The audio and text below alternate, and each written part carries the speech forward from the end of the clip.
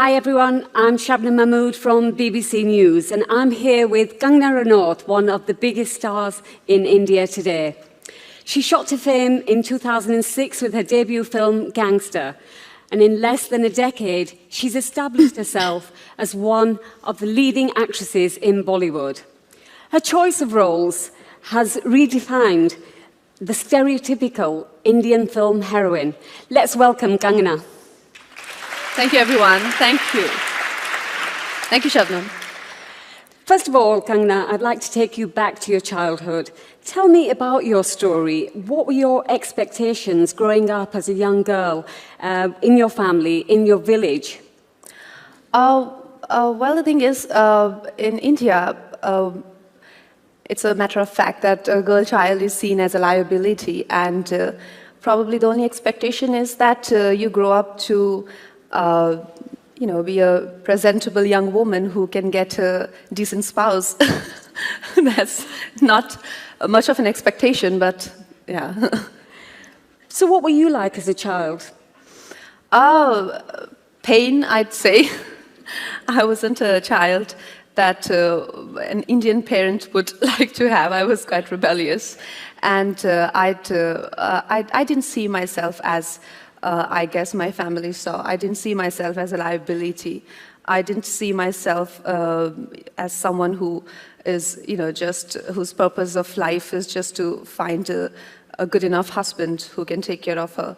I saw myself as much more than that. You said rebellious. What kind of things did you do as a child?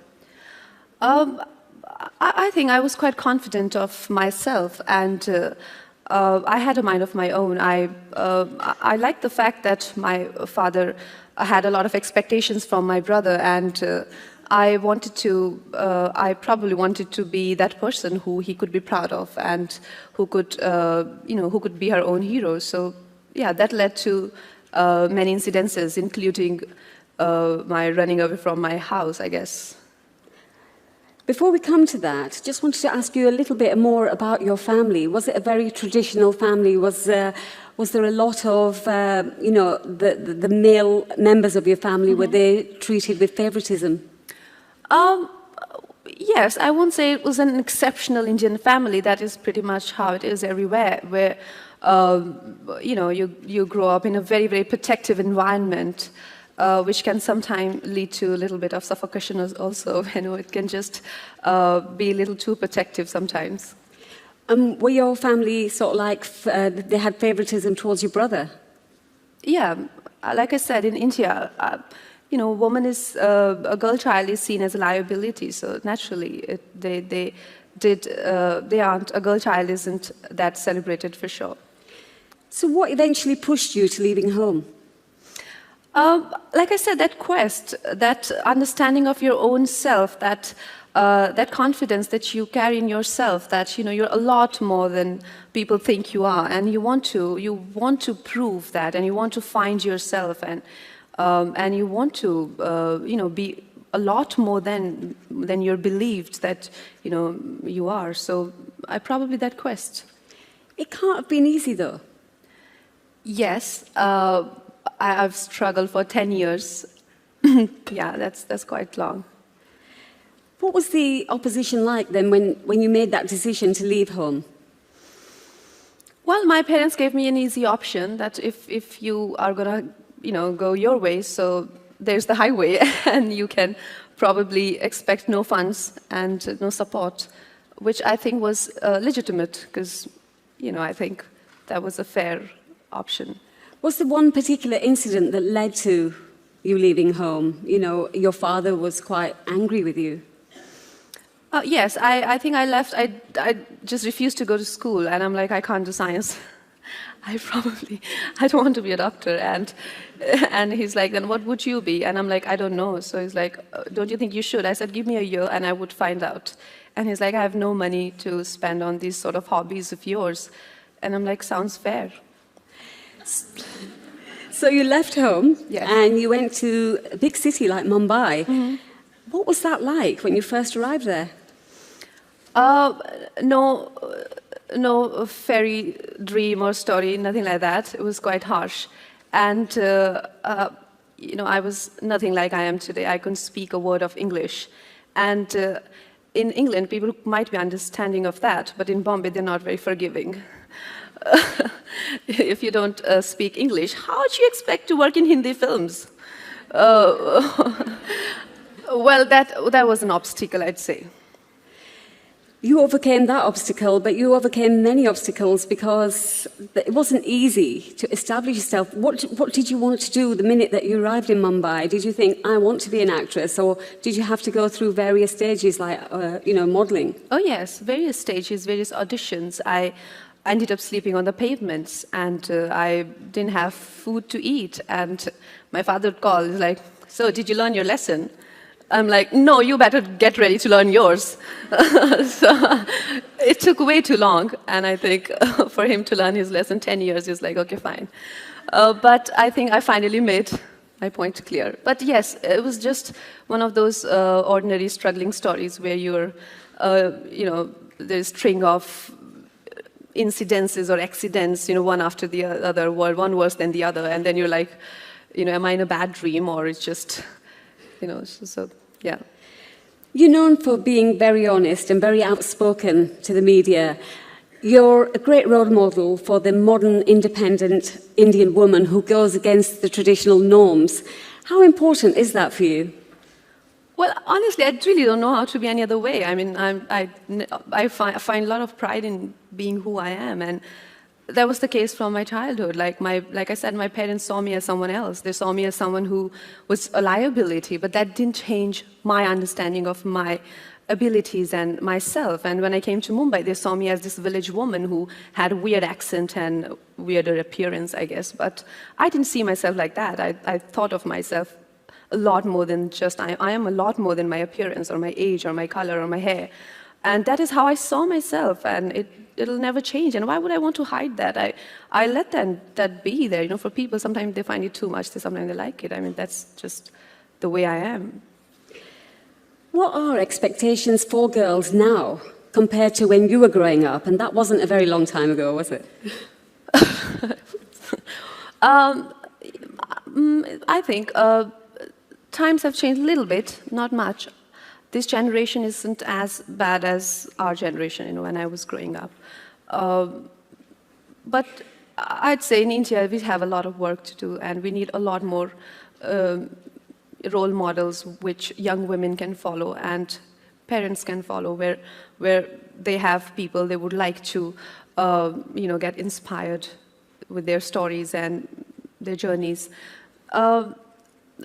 But definitely, with literacy rate going higher, with the women actively participating in the progress of the nation, working and stepping out of the houses, things have changed, and there's a lot of confidence that has come in, but we're still nowhere close to the developed nations, for sure. So things have changed a little bit. Do you think the focus is shifting away from marriage, say, and are girls able to focus on careers?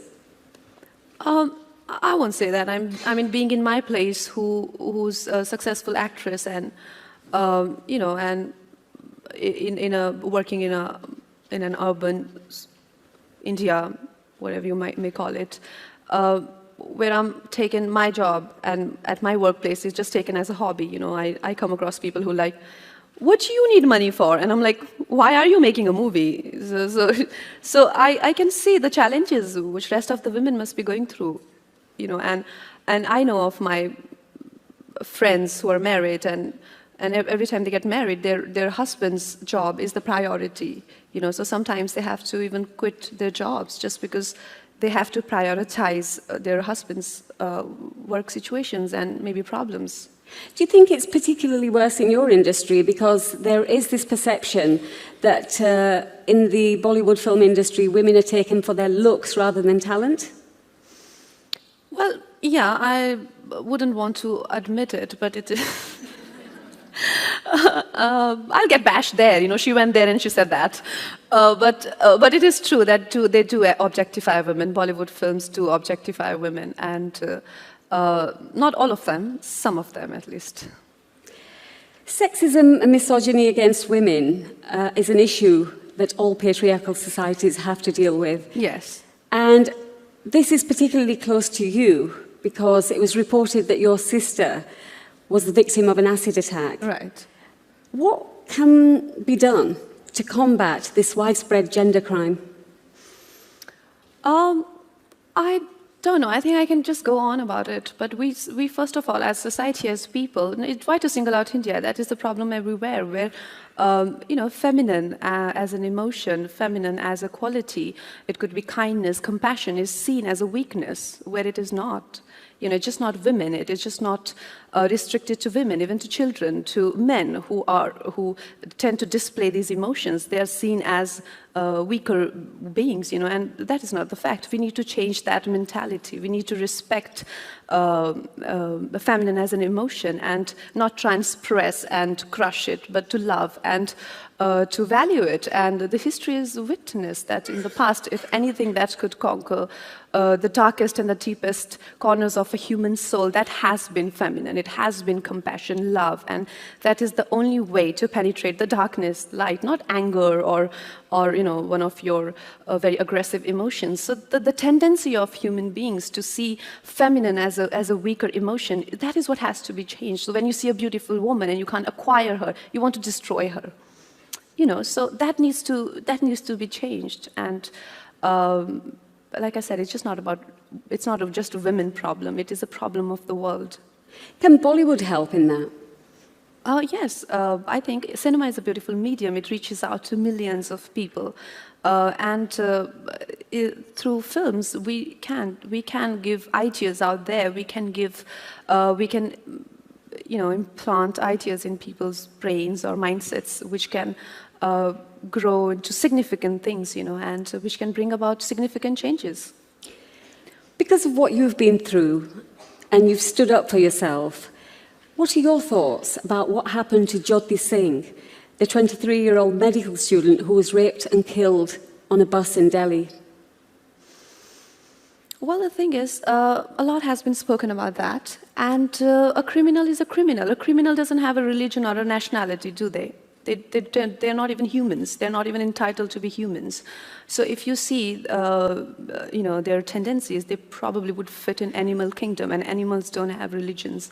So why to see criminals as people who belong to a certain, race or creed or religion? No, they don't have. They're not even humans.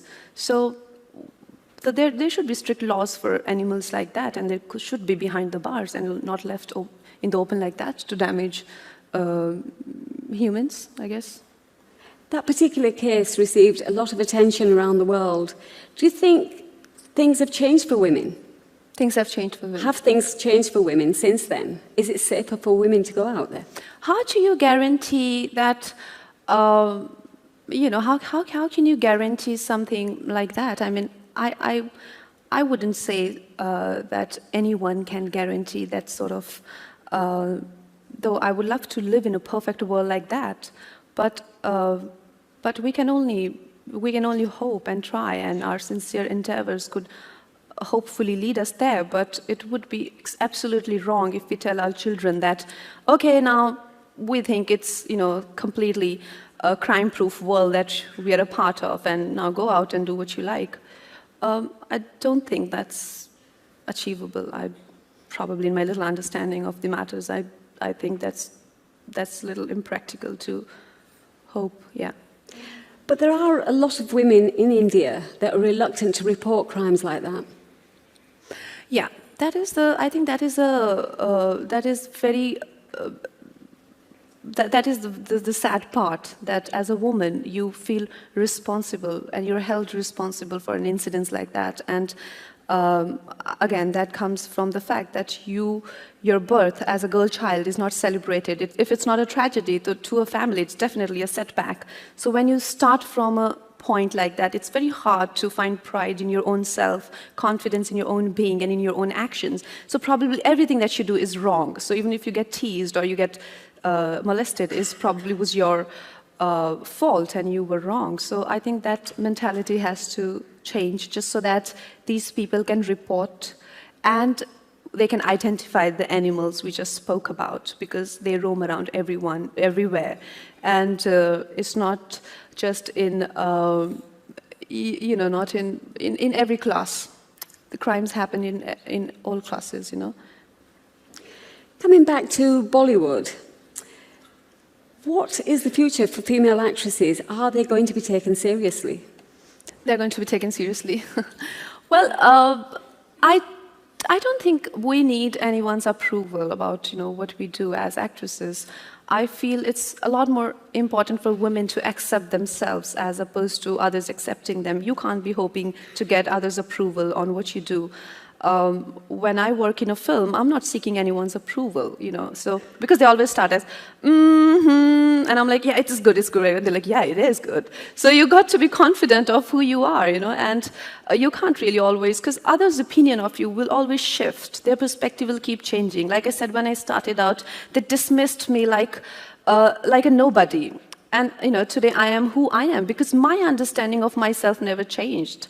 So as women, we don't have to hope that we get our due. We need to get up and get it ourselves. Thank you. And finally, Kangna, what else is in store for you beyond acting? I have a couple of projects coming up. I'm starting a period drama called Rangoon, which is based in World War II. So I'm going to start filming for that, and then there are some biopics and regular film stuff. I love being here, though. Love being here. Thank you so much. This was something so unusual for me. Thank you.